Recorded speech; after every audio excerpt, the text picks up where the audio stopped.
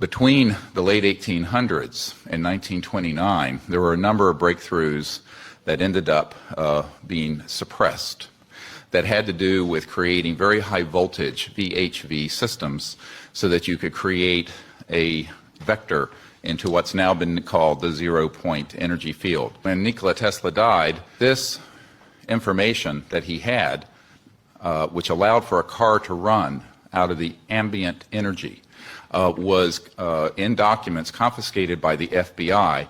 And I have a Department of Defense document demanding that the FBI turn these over to the DoD.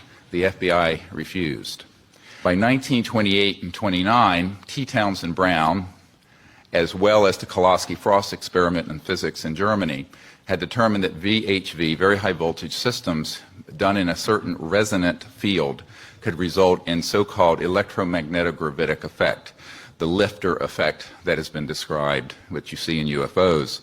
They also can create what's called a space-time bubble around an object so that you can correct for 1G. This is how these objects are traveling at multiples of what any aerodynamic physics would describe, and can make right-hand turns without killing the occupants. Around this same time, there was, in the 1940s and the late 1930s, a number of UFO sightings. This included the so-called Foo Fighters. Yes, it's a famous rock group. However, the Foo Fighters took their name from the reports of these objects seen in the theater of World War II that were flying around our aircraft. We thought it was a secret weapon of the Nazis. The Nazis thought it was a secret weapon of ours. There is Jimmy Doolittle, the famous general. His nephew is a dear friend of mine, and he has testified that General Doolittle was sent by FDR over to the European theater in World War II, investigated the Foo Fighters, and came back and told Roosevelt, and I quote, "They are interplanetary vehicles." So by then, there began a classified program, and which was augmented further by events, as mentioned, in 1941, and then, of course, the famous Roswell event. Those events led to, as Philip Corso describes, a reverse engineering program. As you all know from the famous Wilbur Smith document of 1951 from Canada, it talks about that flying saucers exist, but there's a high-level team headed up by Dr. Vannevar Bush that is studying the, quote, modus operandi of these vehicles.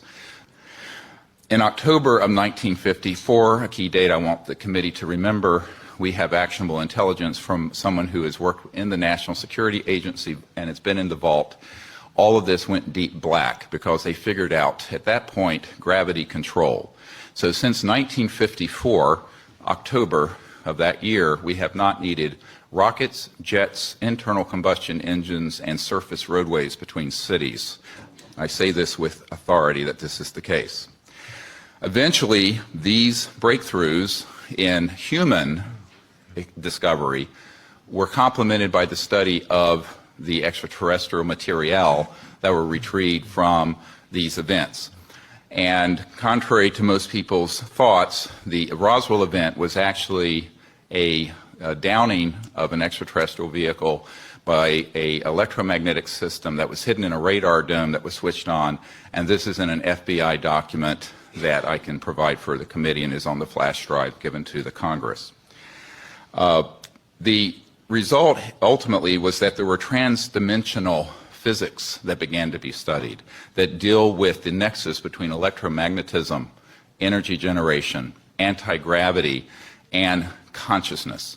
And we have discovered that there is a nexus and that, in fact, there are electromagnetic systems that have been developed that can interface directly with what we call coherent thought, the same way that you can interface with a system with lasers, which is coherent light, where you sync up all the wavelengths.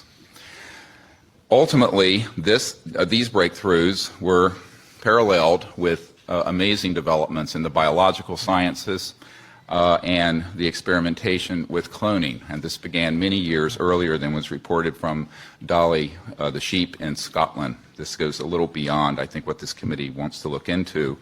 However, you need to understand that the technologies that we have and we were discussing are not theoretical. We have actionable intelligence that any committee in Congress or executive action can find regarding current operations. And I just want to go through a list of them very quickly of these facilities and corporations for which we have witnesses who can be subpoenaed by the committees of the Congress.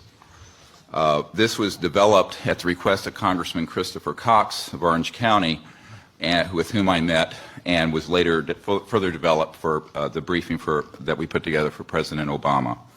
These facilities are the Edwards Air Force Base and subsections where at the dry lake bed where the Lockheed Skunk Works operations, Haystack Butte, China Lakes, George Air Force Base, and the closed Norton Air Force Base, where an anti-gravity device, so-called alien reproduction vehicle, for which we have the schematics, was seen by Frank Carlucci and others on our witness team.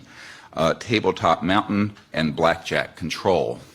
The aerospace facilities there are the Northrop Anthill Facility, Tejon Ranch, the McDonnell Douglas Llano Plant, Lockheed Martin Hellendale Plant, and the Phillips Lab. At the Nellis Air Force Facility, so-called Area 51, no one calls it that. There's S4 and S12, Pahut Mesa, Groom Lake, and a number of sub-facilities. The most important facility is in Utah, near Provo, the Dugway Proving Grounds, all of which is underground, and the airspace above it is classified. There are no roads into this facility. The New Mexico facilities include Los Alamos National Labs with underground connectors to the so-called Dulce area where the biological work is being done, and Kirtland Air Force Base. And the complex there includes Sandia National Laboratories, Phillips Labs, Manzano Mountain Weapons Storage Facility, Coyote Canyon, and the White Sands Complex. In Arizona, near Fort Huachuca, which is Army Intelligence Headquarters, there is a UGB underground base where one of our witnesses, who will testify, worked on 9 separate extraterrestrial vehicles that had been down through advanced electromagnetic pulse weapons, and there are several different species of extraterrestrial biologicals stored at that facility. The other facilities, and this goes on, include a special compartmented area of Cheyenne Mountain, where we have witnesses in our team who can be subpoenaed, where we have tracked extraterrestrial vehicles in our solar system that were measuring 26 miles in diameter. There are also facilities in Australia, a key one being Pine Gap, the so-called Alice Springs facility, which is mostly a U.S. Air Force facility, even though it is in Australia. I recently talked to the Deputy Prime Minister of Australia about this. Also, the Redstone Arsenal and the Marshall Space Flight Center. We have a scientist at the Redstone Arsenal who works under contract for IT&T, who have developed these transdimensional systems. He was under contract with my project to bring these energy devices out, and he was then threatened by a former CIA director and what I call the goon squad that went down there 3 years ago in March. This is just part of the information we have, and this information is on the flash drive given, then that you're all welcome to review. Thank you. Thank you.